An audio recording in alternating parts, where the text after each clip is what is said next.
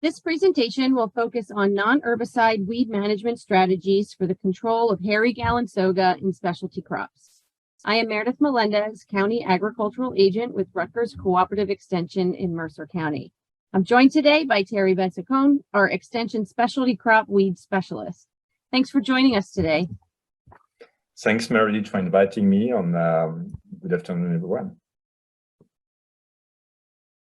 Specialty crop growers using organic, regenerative, no or low spray weed management methods have voiced their need for decision-making management tools specific to weed management. Terry and I received a specialty crop block grant to address this need by identifying the top 5 weed species of concern for these types of operations, develop decision-making resources for the 5 identified weeds, provide ecology-based weed management trainings, provide resources online, and evaluate OMRI-approved herbicides for weed management. We conducted an online survey of the target audience to help us identify what weed species were routinely difficult to control in their specialty crop production systems.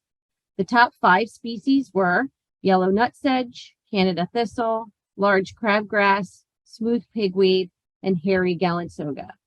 These weed species are the focus of our decision tool fact sheet publications and recorded presentations like this one. Hairy Galinsoga is a broadleaf annual weed with hairy leaves and stems. The plant forms a small white flower with a central yellow discs, and its roots are fibrous. Hairy Galinsoga is an issue in low-growing specialty crops due to its ability to outcompete and shade these types of crops. On Meredith, I think you have a great picture to illustrate what kind of density of hairy Galinsoga we can get whenever we have open space. Hairy Galinsoga can really be a dominant weed species in many specialty crop systems. It has multiple stems. It grows extremely fast, and it has multiple generations during the season. So that can be quickly becoming a major weed issue in these specialty crops. And I think what's nice about the picture on the left is we've got a very happy population of hairy Galinsoga here, but you can see it's competing with, looks like, some smartweed and some Canada thistle, and that's impressive. Yeah, it can really multiply very quickly, and it has a capacity of branching. You can see it on the picture on the right. Galinsoga can easily branch and spread and occupy the space very quickly. And so part of the reason why it's able to do that is because the seeds of the hairy Galinsoga plant mature very quickly. And once they drop from the plant, they're immediately able to germinate once they come in contact with the soil. So this rapid maturity of the seed allows the hairy Galinsoga to produce multiple generations during a New Jersey growing season, resulting in dense stands and high numbers of seeds that can be found in the soil. Seeds begin germinating when the soil is about 55 degrees, so that's pretty early on in our season. And these seeds can survive in the soil for about 3 years, although thankfully, many will die within that first year. On Meredith, if I can make a comment on seed survival. With many seeds will die during the first year because they are not adapted to survive very long in the soil. But at the same time, it doesn't take many seeds for starting a new population. So you may have a low infestation early in the season, but because this seed can have no dormancy and can almost germinate immediately after falling to the ground, by the end of the season, you can have completely replenished your seed bank and have a huge Galinsoga population by the end of the season. So that's why we're going to talk a lot about management of this weed, so that way seeds are not produced, because that's really the name of the game here when it comes to hairy Galinsoga.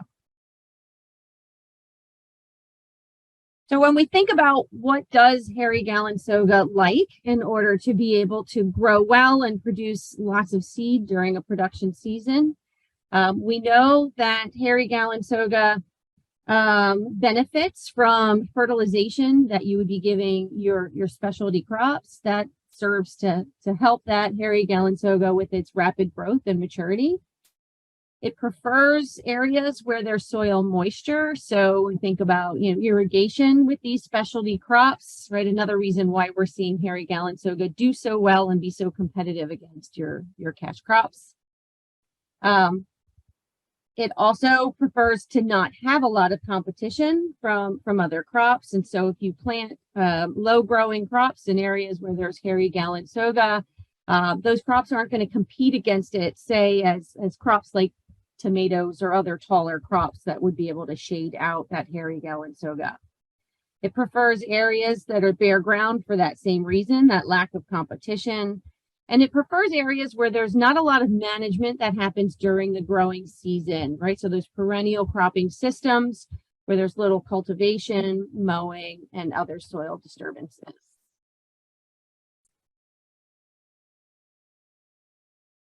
In terms of thinking about what could impede the growth and survival of hairy Galinsoga, right? So dense shading, whether by cover crops or specialty crops that are growing taller than the hairy Galinsoga.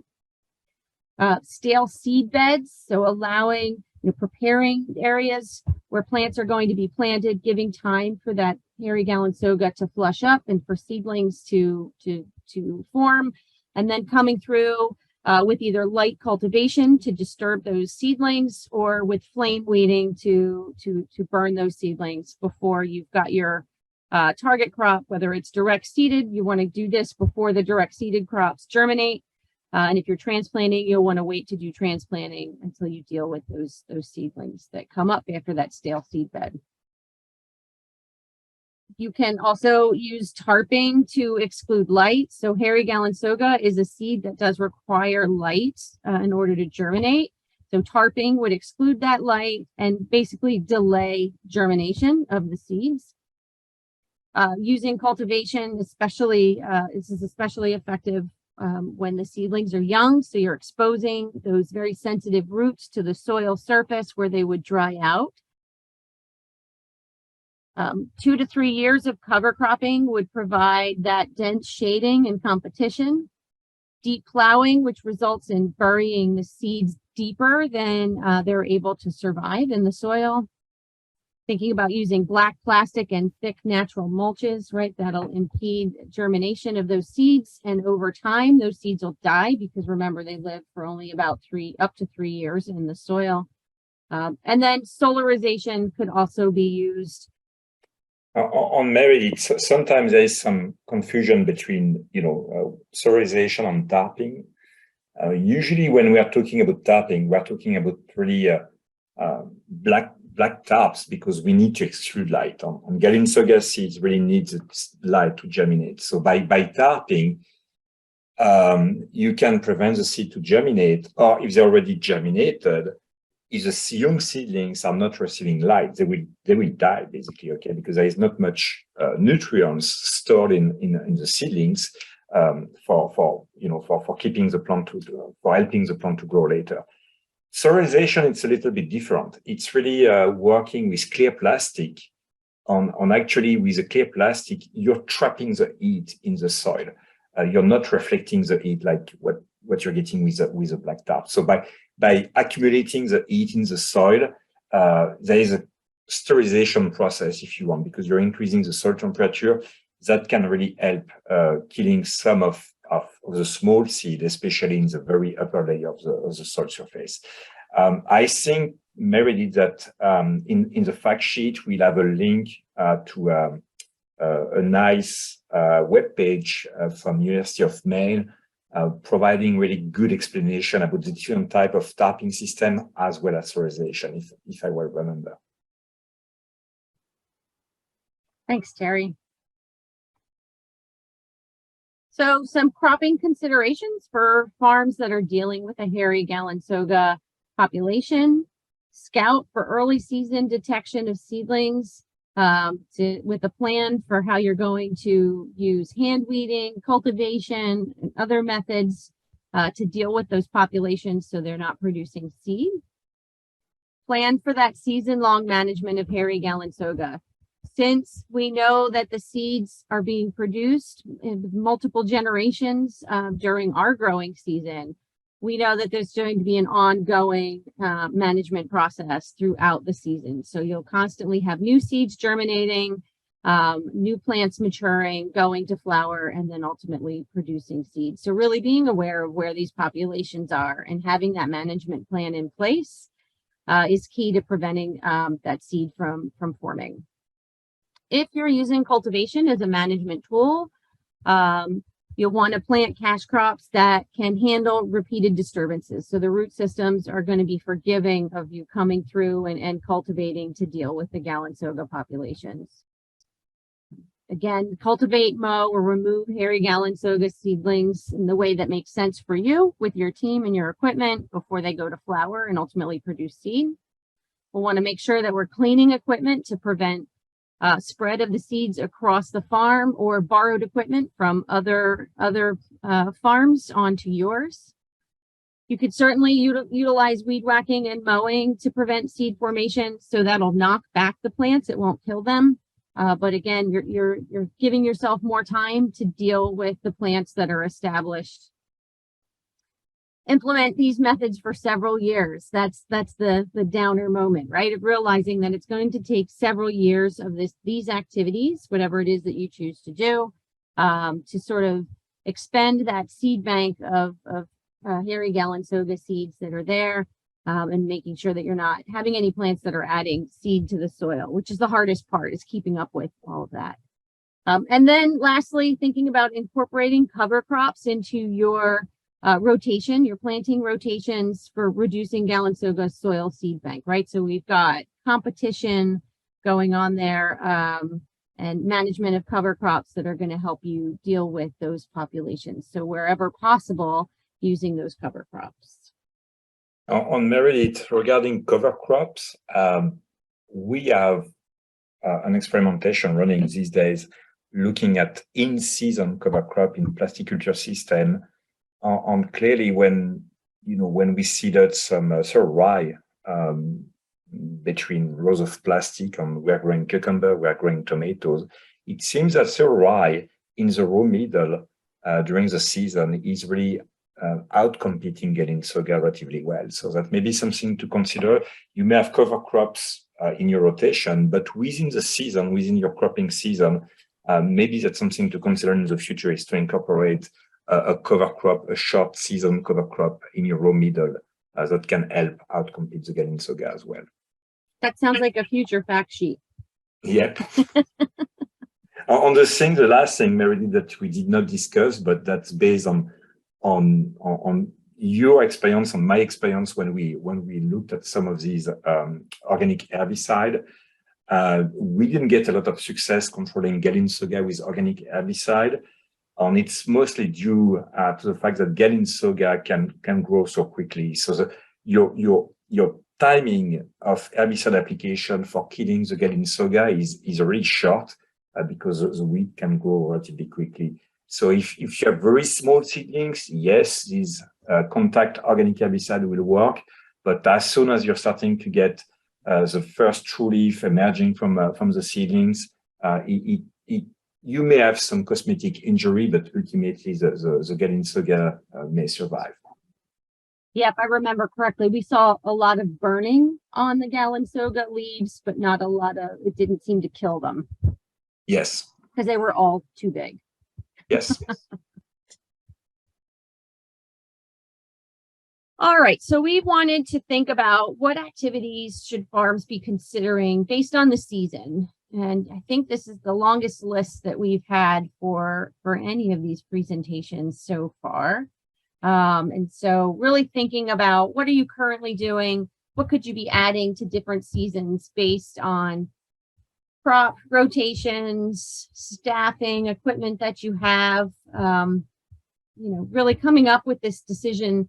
They're giving you the tools to make some decisions about what else can be done in terms of managing Galinsoga. So during the winter months, you should be thinking about hairy Galinsoga management strategies that fit into the crop rotations that you're planning for your farm, thinking about what strategies have worked for you in the past, what strategies have you done that maybe aren't worth your time, and thinking what can be added where. And certainly if you didn't get around to cleaning the equipment in the fall, making sure you're doing that over the winter months, so that way you won't be bringing any new seed into areas that you'll be working in the spring. So during the spring, right, making sure as that equipment moves around the farm, thinking about areas where you do have Galinsoga, thinking about the plant maturity. If you've got seed production going on, making sure you're not transporting that into other areas of the farm. You'll want to plant your spring crops as early as possible and using as narrow spacing as you can, so we can provide competition with that hairy Galinsoga. In terms of cultivating to manage hairy Galinsoga seedlings that are popping up, we'll make sure that cultivation is followed by a period of dry weather. This way, the roots that are exposed will dry out and don't have a chance to reroot because of moisture in the air or from rain. Thinking about using repeated cultivation, hand weeding, weed whacking to prevent flowers from forming or seeds to be produced, or mowing on these young plants, so that way we're really trying to achieve that goal of not getting seed production. You can use tarping on stands of newly emerged hairy Galinsoga seedlings. This timing will help you kill the seedlings, and the amount of time that you need to leave the tarp down to kill them can vary based on temperatures. So really just doing a visual check, lifting up that tarp, see what's going on under there, and don't remove that tarp until those seedlings have indeed been killed off. You can plant spring cover crops densely in fields that are not in use. So some spring planted cover crops that have been recommended could be buckwheat or sorghum Sudan grass. And then certainly continue to monitor the populations throughout the season. And it can be helpful too to train employees as to what does hairy Galinsoga look like, if they see it in certain areas that maybe you haven't gotten to, or they're spending more time there than you, then certainly they should know to report that to you. So that way you can respond with current strategies. On Meredith, just one comment regarding one of the strategies that we are discussing in this slide concerning deep plowing. It's certainly not a strategy that you can use year after year, mostly because when you're deeply burying the seed, you will increase the survival of the seeds when they are deeply buried. They are less exposed to predation, they are less exposed to natural sunlight, they are less exposed to pathogens, so they will survive longer when you're putting them deeper in the soil. So that's a strategy that if you decide to do it 1 year, you may want to wait 3 or 4 more years, later to use it again, because by doing that, you're inverting the soil layer on the high density of Galinsoga seed, maybe deeper in the soil, but you may start to increase the survival of some of these seeds. So make sure that the next year you're not coming back by plowing the field next year, because that will be a sure way to bring back the population of seed to the surface and get some germination and infestation in the season. And I think paying attention to those areas where deep plowing has happened, what weed seeds that do survive longer in the soil have been brought to the surface, right? So yes, it's not a magic wand for sure. It's a kind of one-shot bullet, if you want, and it's a good strategy. It's really working, but you cannot use it. I mean, you will have to wait a little bit of time before using it again to make sure that these seeds that are deeply buried, are not surviving too long. So thinking about what can be done in the summer. So right, we're still talking about equipment sanitation as it's being used throughout the farm. We're still talking about monitoring. We're still talking about cultivation of young seedlings, and that hand weeding and weed whacking and mowing to prevent flowering and seed formation. In the summer months, if you're using tarping where you've got a flush of young seedlings, you could probably kill a stand off in about a week if the temperatures are warm enough. And as Terry and I talked about before we were on this call, this would be a good summer to tarp because we've had these high heat days, and you could probably pretty quickly kill off a stand of hairy Galinsoga with the black tarp. Yes, Meredith. And in addition, a summer like this summer, 2022, may also be a good summer for trying solarization in New Jersey. Yeah, it's a great point. We didn't get a lot of rainy days, so we got a lot of sun. We got high temperature. On using this clear plastic, maybe a good way in some situation for really sterilizing the seeds at the surface of the soil.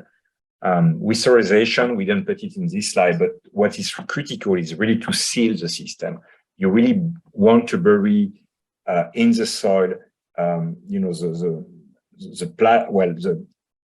side of the plastic in the soil to make sure that you're really creating a sealed system on your trapping as much radiation, solar radiation as you can, so you can get a nice increase of temperature in the soil and get some sanitation. Yeah, and I think too, right, so we know that solarization, when the temperature's right, can kill off a whole host of weed seeds in that soil. And so there, yeah, it's a benefit beyond probably just the hairy Galinsoga for most farms.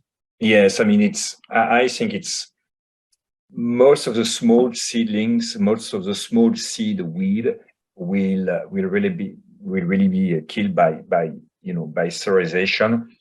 If you have field where you may have nutsedge, that's a different situation. Right. Sterilization may not be working well on nutsedge, actually, may not working at all on nutsedge. But on this small seeded weed, I think sterilization may be a good way to kill them. Also want to consider during the summer months, the short season, what your crop rotations are, and then also thinking, right, areas that are not in current production that could be planted with cover crops. In the summer months, that could be something like rye or buckwheat. On maybe Meredith, between, when you're talking about the crop rotation, between two rotation, that may be the perfect time to get a quick stale seed bed to stimulate germination of Galinsoga. It will germinate relatively quickly, and then using tarping after that for killing emerged seedlings. Right, getting that flush of growth. Yep. And then killing off with the tarp. Yep, good point. So during the fall, it's a lot of the same things that we recommend during the summer months. And with hairy Galinsoga, it's just a prolonged season of doing the same things over and over again because of that repeat seed production and ongoing germination throughout the entire growing season. And so, right, continued that cultivation when possible, any hand weeding when possible, knocking back plants when you don't have a lot of time to deal with that hand weeding or cultivation, using that weed whacker or mowing to make sure that those plants are not producing flowers and seeds. Again, anytime you're doing those crop rotations, as Terry said, consider if you've got an extra week or two, or probably 2 weeks or more, to incorporate tarping to kill off any young seedlings that come out. And then thinking about cover cropping in the fall, right? What cover crops would work in your situation, such as maybe planting rye to help limit the amount of bare ground that's there, that with the cover crop that's big enough to compete with the hairy Galinsoga.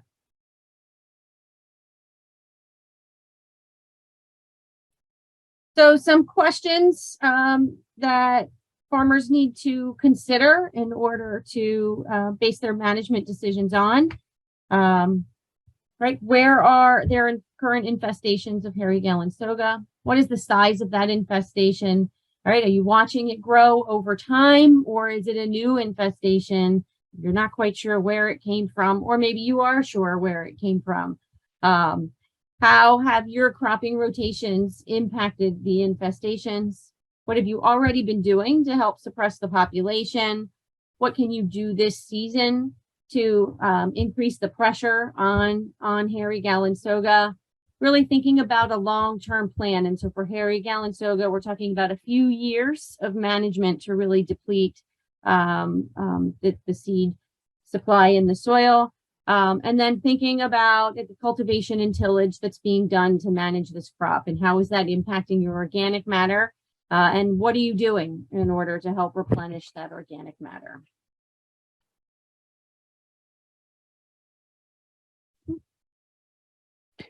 Meredith, Yep. quick comment. I mean, we discuss a lot about, incorporating cover crop in the system to really kill Galinsoga seeds.